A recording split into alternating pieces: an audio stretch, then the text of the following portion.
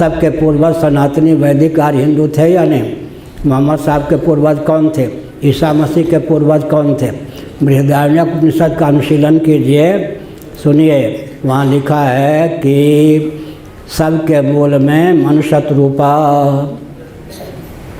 शत्रुपा जी ने योग बल से स्वयं को सभी स्त्री शरीरों के रूप में अभिव्यक्त किया। मनु जी ने योग बल से संभावित 84 लाख योनियों में पुरुष शरीरों के रूप में स्वयं को व्यक्त किया। मन शत्रुपा की अभिव्यक्ति हुई ब्रह्मा जी से। ब्रह्मा जी ने योग बल से मन शत्रुपा को अभिव्यक्त किया। ब्रह्मा जी की अभिव्यक्ति हुई श्रीमन नारायण के नाभि कमल से। सर्वदेव घनात्मक सर्वजीव घनात्मक ब्रह्मा जी की अभिव्यक्ति हुई है श्रीमन नारायण से। सबके पूर्व और पूर्वज ब्रह्मा जी, उनके भी पूर्व और पूर्वज श्रीमन नारायण। और श्रीमद् भागवत के दूसरे तीसरे स्कंद के अनुसार मरीचि इत्यादि महर्षियों की धर्मपत्नियों के गर्भ से तरुलता गुल्म ये स्थावर प्राणी भी उत्पन्न हुए। गरुड़ भी उत्पन्न हुए, शेषनाग भी उत्पन्न हुए, देवता धनुज भी उत्पन्न हुए।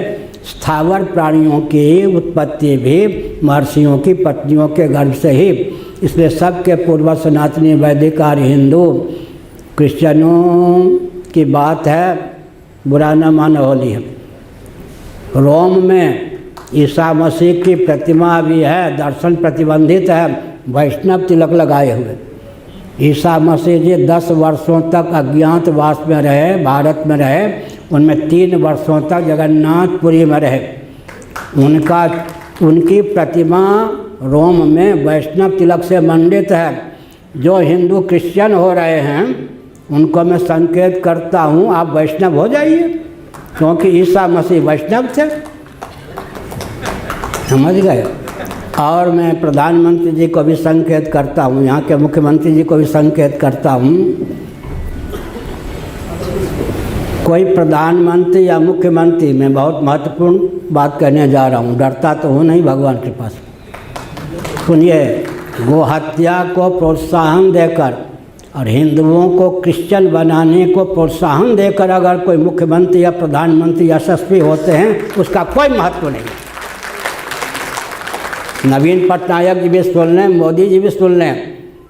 गोहत्या को प्रोत्साहन देकर गोरक्षकों को गुंडे कहकर अगर आपकी प्रसिद्धि है तो आप दार्शनिक धरातल पर, व्यवहारिक धरातल पर प्रशंसा के पात्र नहीं हैं। हिंदुओं को क्रिश्चियन बना करके अगर आप नाम कमा रहे हैं तो आपके नाम का कोई महत्व नहीं है। मुख्यमंत्री हों या प्रधानमंत्री हों, जो हिंदुओं को क्रिश्चियन बनाने की ओर अग्रसर कर रहे हैं वो बिल्कुल सत्ता में रहने योग्य नहीं है। साथ ही साथ मैं समझना चाहता हूँ, गोहत्या के गुप्त या प्रकट समर्थक हैं तो पद पर रहने योग्य नहीं है। भारत की संस्कृति के अनुकूल वो बिल्कुल नहीं है। इसलिए गोहत्या को प्रोत्साहन देने वाला मुख्यमंत्री नहीं चाहिए, प्रधानमंत्री नहीं चाहिए, चाहे किसी दल का क्यों ना हो। और हिंदुओं को धर्मच्युत करने वाला न मुख्यमंत्री चाहिए न प्रधानमंत्री चाहिए।